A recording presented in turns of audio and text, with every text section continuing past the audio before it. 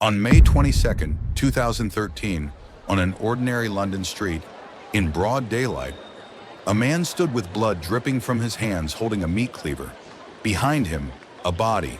Around him, terrified mothers clutching their children. And instead of running, he walked toward a camera and began to speak. "We swear by Almighty Allah, we will never stop fighting you."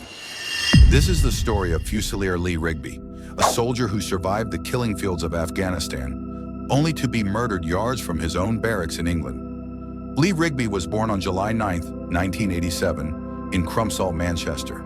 The eldest of 5 children, he grew up on the Langley estate in Middleton, the same streets that produced Manchester United legend Paul Scholes.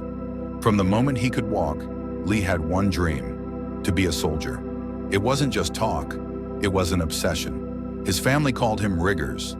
He was protective of his 4 younger sisters, could be daft as a brush, but had a heart of gold. At 16, he was even shot in the face with an air rifle walking home from a chip shop, but nothing would deter him. Lee applied to join the army twice and was rejected both times, but he refused to give up. A recruiting sergeant in Rochdale discovered Lee was dyslexic. Instead of turning him away, he helped Lee with his reading. On his 3rd attempt, Lee Rigby finally achieved his dream. In 2006, at just 19 years old, he joined the British Army. He was assigned to the 2nd Battalion, Royal Regiment of Fusiliers, specifically the Corps of Drums. He wasn't just a soldier, he was a drummer, a man who marched proudly outside Buckingham Palace in his red tunic, a man who would perform at the Household Division's beating retreat, one of the highest honors for a line infantry drummer. But Lee Rigby wasn't just about ceremony. In April 2009, he put down his drum and picked up a machine gun. He deployed to Helmand Province, Afghanistan, one of the deadliest places on earth for British soldiers. Lee served at Patrol Base Wokhab as part of the fire support group. His unit took part in numerous firefights with the Taliban. They patrolled ground riddled with IEDs. 7 of his comrades never came home. Lee's commanding officer later said, "His courage was tested every day, and he was not found wanting. He was a true warrior, a survivor, and he came home." In 2011, Lee experienced the greatest joy of his life. His son Jack was born. Lee became a devoted father. He collected teddy bears dressed in army uniforms from every country he visited, each one for Jack. He married Rebecca Metcalf, though they would later separate. But his love for his son never wavered. His last text to his mother, sent on Mother's Day, read, "You're a 1 in a million mom, my best friend." By 2013, Lee was back in London, working as a military recruiter. He assisted with duties at the Tower of London. He thought the danger was behind him. His family believed he was perfectly safe now that he was home. Michael Adebolajo and Michael Adebowale, 2 British-born men, both from Nigerian Christian families. Both would become cold-blooded murderers.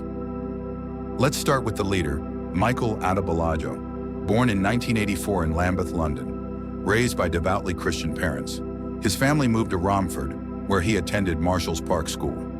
Friends described him as funny, charming, a typical lad. His mother raised him with good manners and respect, but something changed when he was around 15 or 16. He fell in with a troublesome crowd, dabbled in drug dealing. His worried parents even moved the family to Lincolnshire to pull him away from bad influences. It didn't work. In 2003, Michael Adebolajo converted to Islam while studying sociology at the University of Greenwich, just miles from where he would commit murder a decade later. He changed his name to Mujahid, meaning one who engages in jihad, and he fell under the influence of some of Britain's most dangerous extremists. Anjem Choudary, Omar Bakri Muhammad, leaders of the banned group Al-Muhajirun, preachers of hatred. Adebolajo attended their sermons religiously. He was, in Choudary's own words, on our ideological wavelength. By 2010, Adebolajo attempted to travel to Somalia to join Al-Shabaab, the Al-Qaeda-linked terrorist group. Kenyan authorities arrested him at the border. He was deported back to Britain. MI5 knew his name. They'd investigated him multiple times, but they considered him a peripheral figure. Michael Adebowale was younger, born in 1991. His story was even more troubled. His parents separated shortly after his birth. His mother was a probation officer. His father worked at the Nigerian High Commission. In January 2008, at just 16, Adabawal was stabbed at a drug den. The attack killed an 18-year-old friend. Adabawal survived but was left traumatized. Later that same year, he was convicted of drug dealing, sentenced to 15 months. And somewhere in that darkness, he found radical Islam. In 2009, he converted, changing his name to Ismail.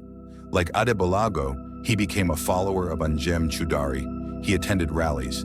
He consumed the poisonous teachings of Anwar al-Awlaki online. Two broken men, united by hatred. On the morning of May 22, 2013, Adebolajo and Adebawal made a decision. They would kill the first British soldier they could find. They loaded their car, a blue Vauxhall Tigra, with weapons, a meat cleaver, multiple knives, a rusty, non-functioning 90-year-old Dutch revolver. They weren't planning to escape. They drove through the streets of Woolwich, hunting, past the Royal Artillery Barracks, past the shops, past families going about their Wednesday, looking for someone wearing military gear. And then they spotted him. At 2:10 p.m., Fusilier Lee Rigby stepped off a train at Woolwich Arsenal Station. He was wearing his favorite Help for Heroes hoodie, a charity supporting wounded soldiers. He carried a camouflage backpack. He was heading back to barracks after working at the Tower of London. Just an ordinary walk, maybe 10 minutes. He was thinking about the weekend. He was planning to visit his son Jack.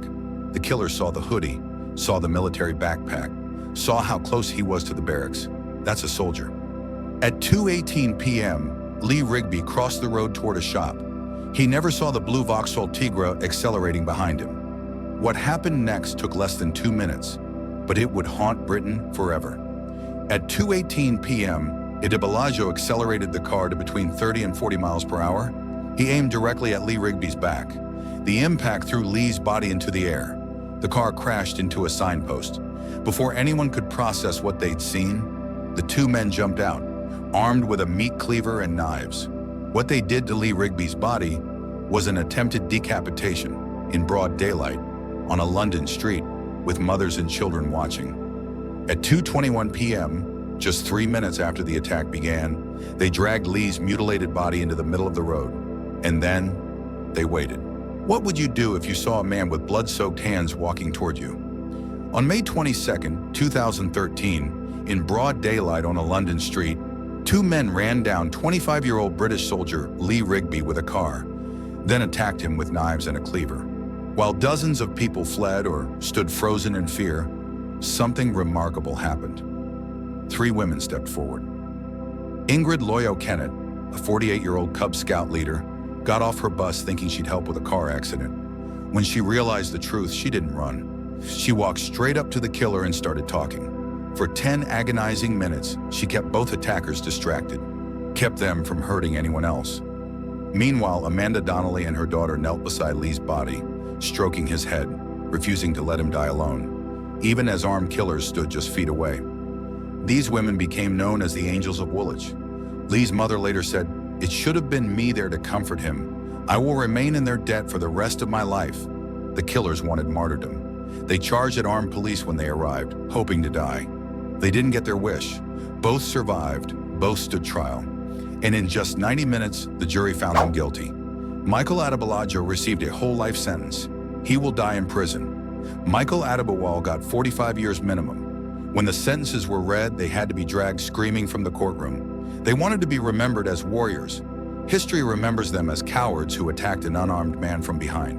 But here's what I want you to remember. Lee Rigby was a survivor. He failed his Army entrance exam twice and kept trying. He was shot in the face as a teenager in Afghanistan and kept serving. His 2-year-old son Jack wore a t-shirt to his funeral that read, "My Daddy, My Hero." 10 years later, that little boy walked 26.2 miles and raised over 107,000 pounds for children who've lost parents in the military. Lee Rigby's legacy isn't about how he died. It's about how he lived and how his son carries that forward.